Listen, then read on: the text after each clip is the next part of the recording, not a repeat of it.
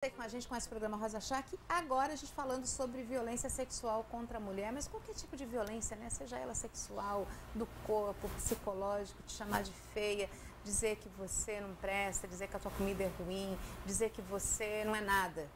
Aliás, quem não é nada é tudo, e quem te chama de nada talvez não tenha nada para ver e por esse motivo não consiga ver em você absolutamente nada. Mas uma situação é verdadeira. Às vezes a agressão começa lá no namoro. E a menina aceita, e a menina vai, e a menina gosta daquele cara que gosta de todo mundo e que fica com todo mundo, e esquece que quem fica com todo mundo não fica com ninguém.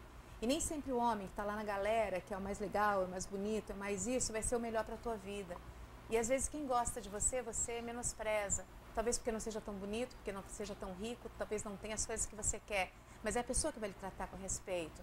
E às vezes aquela outra pessoa que você acha que vai gostar de você já gosta de outra pessoa. Então, sabe, a gente também tem que meio que se moldar onde a gente anda, com as pessoas que a gente fala, quem são os relacionamentos que a gente traz para perto da gente. A escolha para um pai do nosso filho é muito importante. A escolha do homem que vai andar do nosso lado é muito importante. A gente tem que saber escolher. Ou pelo menos, se escolheu errado, tem que ter essa possibilidade de tentar, pelo menos, sair de uma situação. Mas isso não acontece só nos casos, como a gente estava dizendo aqui no intervalo, com pessoas pobres ou pessoas de nível médio, porque tem um silêncio aí que quando você tem um pouco mais de dinheiro, quando você está num nível social que acha que é melhor, porque eu acho que as pessoas são iguais, mas que você acha que é melhor, seria mais vergonhoso você dizer que foi traído, que foi estuprado, que foi violentado. Tem isso também, né? Tem muito isso. E o pior é que essas pessoas, essas meninas ou meninos, a gente está falando de meninas, mas também acontece com meninos, né? Ninguém fica sabendo.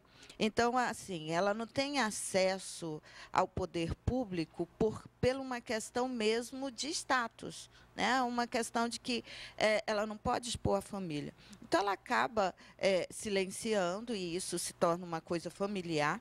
Ela cresce, vai construir uma família e provavelmente vai continuar no mesmo padrão. Vai procurar um homem violento. Isso em todas as classes. Na classe, né, mais abastada, é óbvio que isso, o silêncio ele se torna mais contundente. Mas não significa que não exista. Que não exista. E lá a gente acha isso, doutora, realmente, quando a gente chega lá, assim, eu até falo isso, porque assim, às vezes você fala assim, mas é o psicólogo falando, ele vai falar, mas isso na verdade, na vida real, não acontece. Lá, na vida real.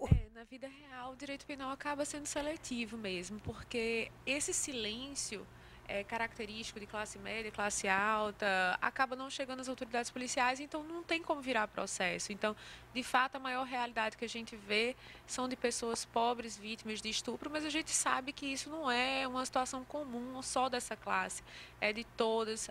O que determina realmente é o silêncio, como independe da vontade da mulher, a partir de que se tem a notícia da violência, seja de qualquer forma, até a psicológica, que às vezes é a mais dolorosa, ela vai ser investigada, vai haver um processo e, se confirmada, vai haver uma condenação. Mas, infelizmente, por causa desse silêncio, seja pela questão de vergonha, seja pela pressão do convívio social de classe média ou alta em que ela vive, infelizmente, a realidade é que a gente só encontra praticamente 90% das vítimas pessoas pobres, né, em que não tem esse filtro social, a informação chega, conseguimos identificar. A classe média alta, ela tem esse silêncio maior por vários motivos e realmente fica difícil a gente ter conhecimento do crime para que seja processado, mas existe. Naquele caso específico do Rio de Janeiro, o que eles disseram foi assim, os rapazes, alguns deles que já estão sendo presos, que ela queria. Não, mas se ela queria, você também quis. Se ela queria, o cara foi também porque quis. Ninguém botou uma arma na cabeça dele e falou, vá lá e faça. Ele foi porque quis. Isso. Fez a gravação e divulgou, que para mim é o pior dos crimes ali. Não estou dizendo que o estupro não tenha sido um crime bárbaro, enfim. Mas eu estou dizendo que divulgar é o que deu a margem social à mídia. E aí a gente fala assim, aí o prefeito do Rio de Janeiro falou assim, devia ter pena de morte. Eu ouvi de uma pessoa muito próxima que assim, o que deveria ter mesmo era uma castração química. Porque aí você dá o remédio, o sujeito nunca mais consegue ter relação sexual, não vai estuprar mais ninguém nessa vida.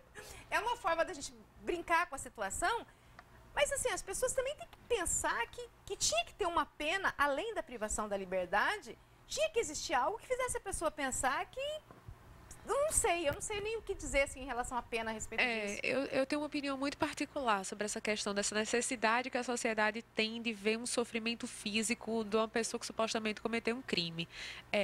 Para as pessoas que já visitaram um presídio, uma penitenciária, sabem que a situação é tão degradante que assim é impossível você não ser violado fisicamente. A situação e quando é estupro, segundo dizem, existe falam as más línguas, quando chega num presídio, ele não tem um tratamento muito... Não, é um tratamento bem peculiar, inclusive, assim, é repetido a mesma conduta com ele. Infelizmente, eu sou defensora pública, não trabalho na execução penal, mas já trabalhei.